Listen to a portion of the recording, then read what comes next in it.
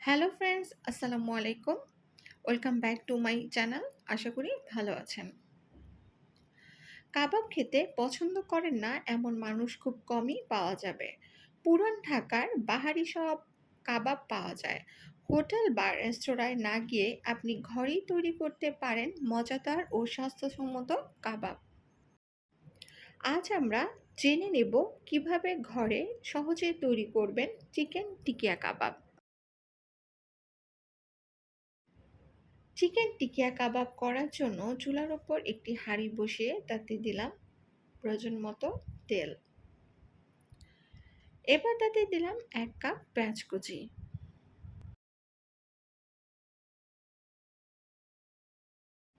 এখন পেঁয়াজ কুচি ভেজে নিব। পেঁয়াজ নরম হয়ে আসলে দিয়ে দিলাম সামান্য কিছুটা পানি। এবার দিলাম হাফ টেবিল চামচ আদা বাটা, হাফ টেবিল চামচ রসুন বাটা, শুকনো মরিচ 4টি, চিকেন টিকিয়া কাবাব প্যাকেট মশলা থেকে 1 টেবিল চামচ মশলা এবং স্বাদমতো লবণ। এবার সব মশলা খুব ভালোভাবে কষিয়ে নিব।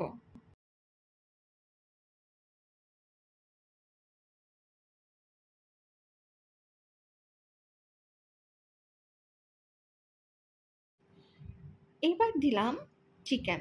ভিডিওটি দেখে বুঝতে পারছেন চিকেনগুলোকে আমি ছোট ছোট পিস করে কেটে নিয়েছি। চিকেন নিয়েছি 1 কাপ, বুটের ডাল নিয়েছি 1 কাপ। বুটের ডাল আমি 3 থেকে 4 ঘন্টা ভিজিয়ে রেখেছিলাম, এতে করে ডালগুলো ফুলে দ্বিগুণ হয়ে গিয়েছে। এবার সব কিছু খুব ভালো করে মিশিয়ে নিচ্ছে। কিছুক্ষণ জাল দেবার পর দেখবেন কিছুটা পানি বের হয়েছে। আমি কিন্তু আলাদাভাবে পানি দেই নাই, এটা চিকেনের গা থেকেই বের হয়েছে। এবার ঢাকনা দিয়ে জাল দিব দ্রুত সিদ্ধ হবার জন্য। ফিরে আসলাম 15 থেকে 20 মিনিট পরে। চিকেন ও ডাল প্রায় সিদ্ধ হয়ে গিয়েছে। এবার যে সামান্য পানি আছে সেটাও জাল দিয়ে শুকিয়ে নিব। আমার চ্যানেলে আরও অনেক কাবাবের রেসিপি আছে, যার কিছু লিংক আমি ডেসক্রিপশন বক্সে দিয়ে দিব, চাইলে সেগুলো দেখে নিতে পারেন। এবার চুলা অফ করে দিয়ে ঠান্ডা করে নিব। ঠান্ডা হলে শিলপাটায় বেটে নিব। 5 থেকে 6টি কাঁচামরিচ দিয়ে বেটে নিয়েছি। আপনি চাইলে ব্লেন্ডারও ব্লেন্ড করতে পারেন, তবে আমি সাজেস্ট করব কাবাব বানানোর জন্য শিলপাটায় বেটে নিলেই সবথেকে ভালো হয়। এই পর্যায়ে 2টি ডিম দিয়ে সবকিছু খুব ভালোভাবে মিশিয়ে নিব।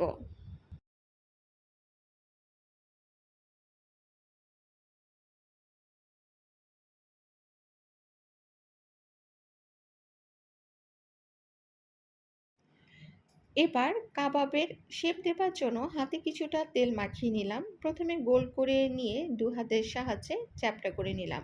ভিডিওটি দেখে বুঝতে পারছেন কিভাবে আমি কাবাব তৈরি করেছি। আপনাদের দেখার সুবিধার জন্য আরও একটি করে দেখালাম। এভাবেই সবগুলো আমি তৈরি করে নিলাম।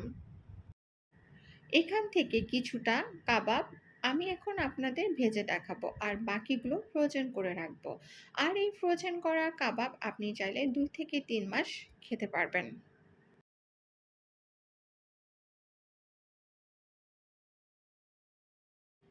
অন্যদিকে চুলার ওপর একটি ফ্রাই প্যান বসিয়ে তাতে দিলাম পর্যাপ্ত পরিমাণে তেল। তেল গরম করে নিয়ে টিকিয়া কাবাবগুলো দিয়ে দিলাম। আমি কিন্তু তেল গরম করে নিয়ে চুলার আঁচ কমিয়ে দিয়েছি, অর্থাৎ অল্প আঁচে কাবাব ভাজতে হবে, তা না হলে পুড়ে যাবার সম্ভাবনা থাকে। এক পাশ ভাজা হলে অপর পাশে উল্টিয়ে দিলাম। এভাবে উভয় পাশে ভাজা হলে তুলে নিলাম।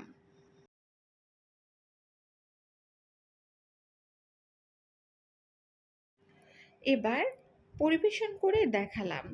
আশা করি আমার আজকে চিকেন টিকিয়া কাবাব এই রেসিপিটি আপনাদের পছন্দ হয়েছে। খুব সহজ করে দেখালাম, আর আপনাদের কাছে সহজ মনে হলেই আমার এই কাজের সার্থকতা। রেসিপিটি ভালো লাগলে একটি লাইক দিবেন। পারলে আপনার ফ্যামিলি এবং ফ্রেন্ডসদের মাঝে আমার রেসিপিগুলো শেয়ার করবেন, যাতে করে তারাও আমার রেসিপিগুলো দেখে উপকৃত হতে পারে। আজকের মতো এখানেই বিদায় নিচ্ছি। ভালো থাকবেন সবাই। আল্লাহ হাফেজ।